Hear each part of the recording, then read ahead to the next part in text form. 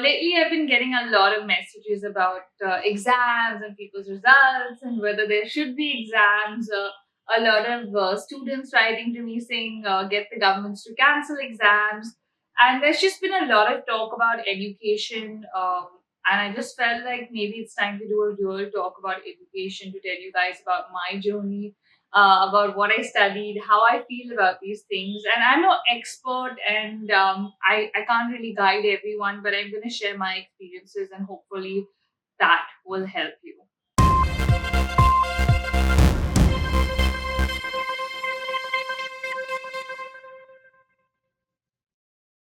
So the first thing I want to say is that anybody who is a student today, I feel you, and I really, really sympathize with you guys, because I think I answered this in one of my Ask Sherry videos as well. That it's really, really tough to be a student right now, to study online, to have exams, the uncertainty of these times, and it's just there's a lot to take in for a student. So if you're someone that's studying right now, or you're a parent of someone that's studying right now, my heart goes out to you. And I did ask you guys to give me questions so that this would be easier. But before I get into the questions, I'm going to give you a brief history of what I studied and my journey educationally. Okay, so first I went to school at Convent of Jesus and Mary Fort, which is a regular convent school. I studied SSC. I was there for all my schooling, right from pre-KG till my SSC exams, which is when you're 15. And in my SSC exams, I scored, I call it the curse of 70, because I think I always got 69 point something something, which was rounded up to 70% pretty much most of my life. That was my percentage. It was like a standard. And then I went to St. Xavier's College in Mumbai for 2 years, my 11th and 12th. And in my 12th standard, I had actually started modeling then, and it was becoming really difficult to juggle both, because if you know Xavier's, or if you knew Xavier's when I was in it, they were really strict about attendance. Like, you'd have 75% attendance, or you would actually fail the year. I started modeling, and things were getting busier with modeling, and it's very difficult to kind of manage the two. So I thought of shifting to another college, which is when I shifted to G.P.O College, which was a little more lax in terms of attendance, but equally good. And it was a lot of fun. Like, I think some of my best years at JM, the 3 years I spent there. And then I went to Government Law College for 3 years post my graduation in arts. I forgot to tell you that I graduated in history, political science. Those were my majors. Then I went into law, and after that finished law. And yeah, I was still modeling through all this. um, a lot of people always ask me, why did I do law? Because I had graduated and I was modeling. And to be honest with you, by the time I kind of reached the second year of law, like in my first year itself, I realized that I'm probably not going to be one of those people that goes out and practices. It wasn't really for me. It wasn't something I wanted to pursue career-wise. So I continued modeling. And then a few years later, I discovered blogging and content creation, and then landed up here. So yeah, it's been quite a roller coaster, education wise, and I've done a lot of things that I wanted to do. So that's pretty much how I kind of went through school, colleges, and law school. Now let's take some of your questions. What is my educational qualification? So I'm a BA LLB, which sounds really fancy, but it's not a big deal.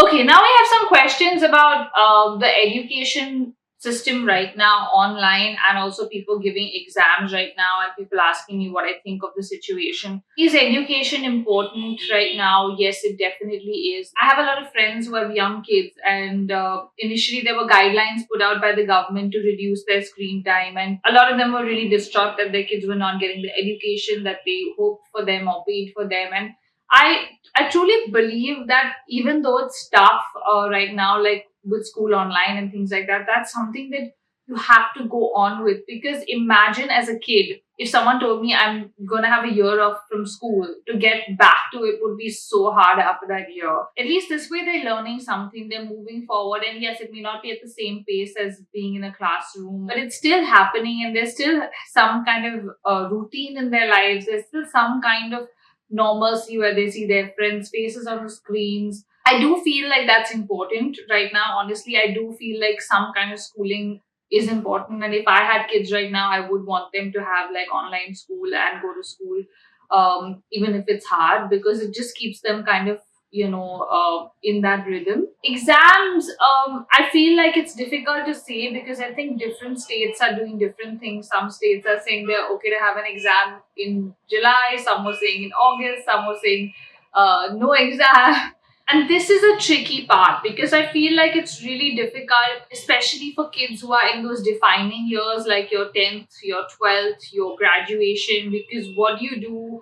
How do you find the focus to kind of study right now and, make sure you finish the year? And also, globally, this is something that's happening, right? So, if you want to go abroad and study, you obviously have to do your SAT and whatever all those things are. So, I know it's a very difficult time exam wise, and I feel like if you're someone who might have an exam in the near future, you have to just kind of wire yourself to study. There's no other solution I can give you, sadly.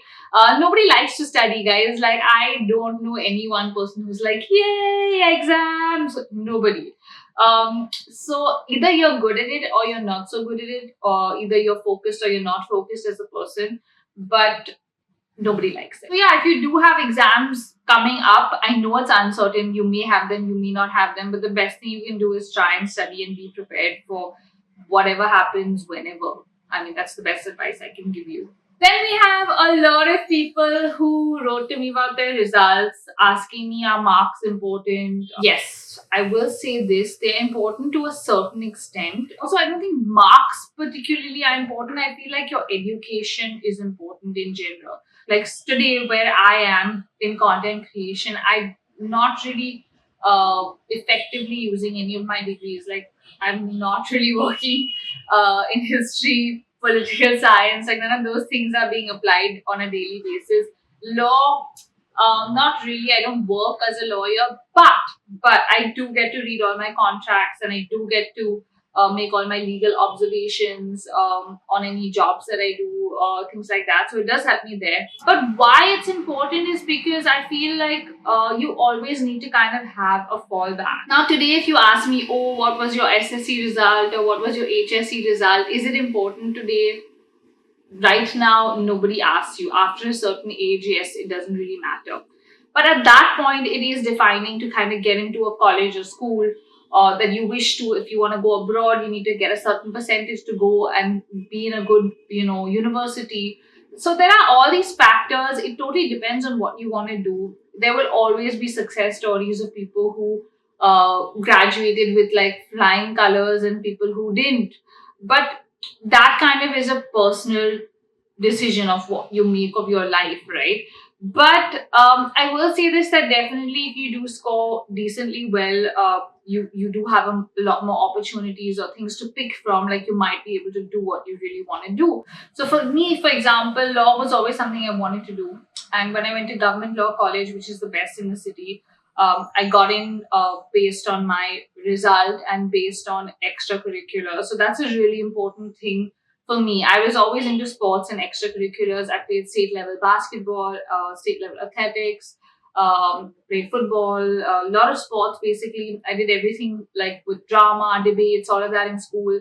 Um, so in Xavier's, I actually got in with my 70% based on sports quota because I had all these certificates. When I made the transition from Xavier's to Jai Hind, I had a 70% in my HSC, plus I had all of this, which really helped, and I could just walk into Jai Hind without struggling to shift because I really wanted to make that shift. All those things kind of really helped, where there were students with much higher percentages possibly, but I kind of got in because of my extracurriculars. So I would say that it's not only marks that are important, it's also important what you make of your school life, your college life, and how you enjoy it, and what all you participate in. But definitely at that point, to get these opportunities and to get into the colleges, you need a certain percentage. So yes, marks are important to a certain extent. Are they be all and end all? No, because like today in my life, if someone asks me what I got in my HSC, I like, it makes no difference whatsoever to what I do. But guys, that percentage is really small.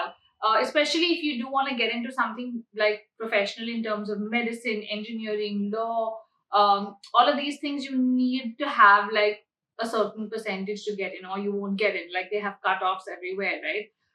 Whether that's cool or not cool, it's a fact. It exists in our country, and it's something you have to do. Then we come to the question of failure. Now, not every time do we pass, and sometimes it's difficult if your parents are people that really pressure you as well.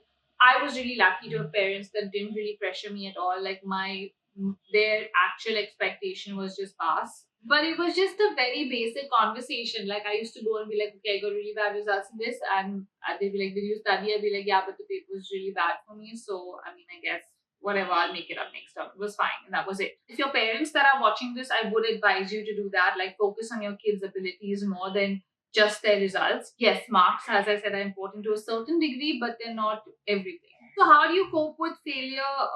I mean, for me, it was the same way I cope with failure in life. We fail at many things, and then we learn from those mistakes, and we kind of go back and uh, do them better. And that's exactly what I used to do. If I failed a subject in one term, I knew that I had to make it up in the next term, and that I had to kind of clear that and make sure. I remember school, I was really really bad at math, like really bad at math. Okay, and one year, I think it was around 8th or ninth standard, I had done really badly in geometry in the first term, and I had to really, really make it up in the second term. And it was like that make or break. Like I would have failed the year if I failed just that. And it was just for that one subject. Like everything else was like fine and done.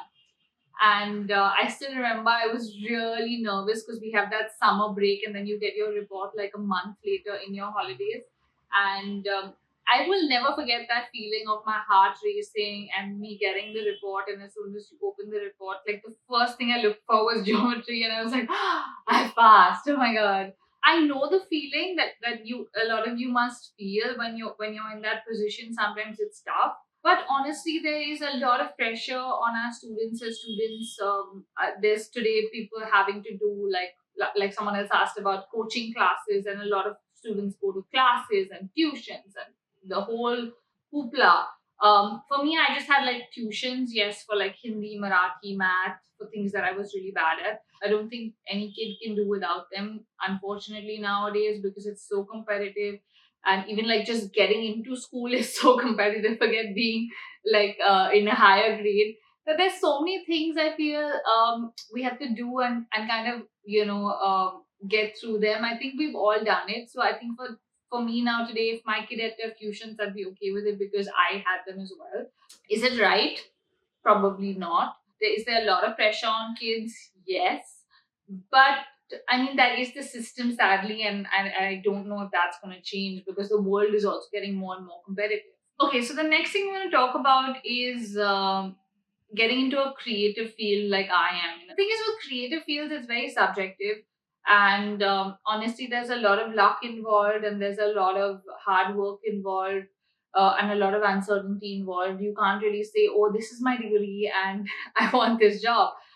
Which you can do with a lot of things. Like with law, if you have a law degree, you can easily get a job in a firm. And then, of course, your skills and your ability to kind of do the job well will kind of decide your future in the field. But at least it opens a door when you have like a concrete degree in whatever, law, engineering, all of those things. If you do something creative, whether it's in any creative field, there's always uncertainty. Especially a lot of it will be freelancing, like I do. I work for myself, so uh, if I don't, there are times when I could make no money. I'm just putting out content that works for a lot of people. Similarly, with like writers, things like that, like a lot of creative fields where you work for yourself, and there are many periods of no money and uncertainty, like modeling, acting. Um, so if you want to get into a creative field, I would always say have a backup plan, which is what I mentioned earlier. That which is why I did law. Because at that point when I started law, I didn't really know I wanted to do this. I was still modeling, which is why I knew that that's not something I'm going to do for life. But I need to have a backup for if I don't find another calling, what would I do? And law is something that you can practice at any age. It's something, if you have the degree, you can kind of get back to it. So yeah, there were a lot of reasons why I did. Also, as a kid, I always said I would want to be a lawyer, so I studied it. And I didn't think it was a waste. Like a lot of people tell me, "Oh, do you think you wasted 3 years?" I'm like, no, it's never a waste. Any kind of education is never a waste. It's always great to have more and more degrees. And I would love to probably do something else at this point if I can as well, in fashion or in something that I'm interested in now, because those opportunities were not around when I was, in college. So I will say that there's that if you want to do something creative, definitely have a backup plan, because creative fields are uncertain. A lot of people do not have the funds to kind of get through that uncertain period, and they have to kind of give up that and get a proper job. Sometimes, or it's always easier because at the back of your mind, you have something to fall back on, and that was for me what kept me going also always, because I was like, okay, I have a law degree. If I ever need it, I have it.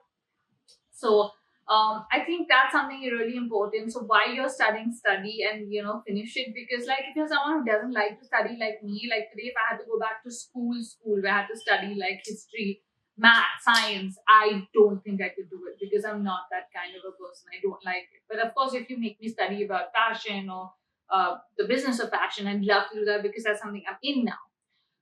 So yeah, it's subjective, but I would say definitely in that period of your teens, get your degrees, like study, study, study, study, study, study, get all your degrees, and then experiment with life, because then you always have something to fall back on or get back to if something doesn't work.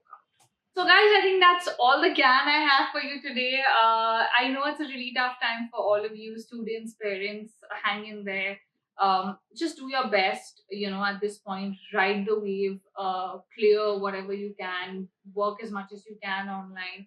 And this will pass, and you'll be back at school on your desk and chilling with your friends, and things will get better.